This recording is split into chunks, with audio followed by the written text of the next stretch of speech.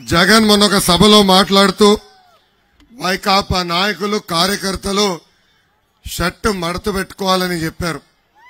దానికి నేను నిన్న సమాధానం ఇస్తూ పసుపు సైన్యం సిద్ధంగా ఉంది మీ కుర్చీ మడత పెట్టేదానికి అని చెప్పా. నేను చెప్పిన దాంట్లో ఏమైనా తప్పు చెప్పానా? నేను ఎవరిని అవమానించానా? కానీ వాళ్ళ వైకాపా నాయకులు మనోభావాలు దెబ్బతిన్నాయంట తల్లి. వాళ్ళ పార్టీలో అరగంట అంబటి ఉన్నాడమ్మా. ఆ అరగంట అంబటి చాలా బాధపడుతున్నాడు. ఆయన అది కుర్చీ కాదు సింహాసనం అని పదే పదే చెప్తున్నాడు. అవును, అది సింహాసనమే. కానీ ఆ సింహాసనమైన కూర్చుంది ఒక శునకం. అవునా కదా? ఆ శునకని తరిమి తరిమి కొట్టాలని నేను అంటున్నాను. ఒప్పుకుంటావా అరగంట అంబటి అని ఈ సభాముఖంగా నేను ఆయన్ని ప్రశ్నిస్తున్నాను.